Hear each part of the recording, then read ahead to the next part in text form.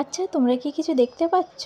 দাঁড়াও, দাঁড়াও, একটু জুম করে তারপর তোমাদেরকে দেখাচ্ছি। তো আজকে ছিল শনিবার। আজকে রাজা অফিস থেকে বাড়ি আসার সময় দেখেছি যে আমাদের এই গলির ভেতরটাতে কিছু বাচ্চা আর কি মানে কি ঘুড়ি ওড়াচ্ছে। তো ও লেগে পড়েছে ওখানে, বাইকটাকে রেখে ওখানেই দেখো দাঁড়িয়ে পড়েছে। পিঠে এখনও ব্যাগ আছে, এখনও বাড়িও আসেনি যে ব্যাগটা যে রেখে যাই তারপরে গিয়ে ঘুড়ি ওড়াই, না ওরকম কোনো ব্যাপার নেই। ও দেখেছে ঘুড়ি ওড়াচ্ছে তো ও ওখানে দাঁড়িয়ে পড়েছে ঘুড়ি ওড়ানোর জন্য। কেউ কি বলবে যে এই এক বাচ্চার বাবা হয়ে গেছে? কেউ বলবে না। আমারও জানো তো মাঝে মধ্যে মনে হয় যে ও না এখনও, ওর মধ্যে সেই শিশুসুলভ ব্যবহারগুলোই এখনও যায়নি।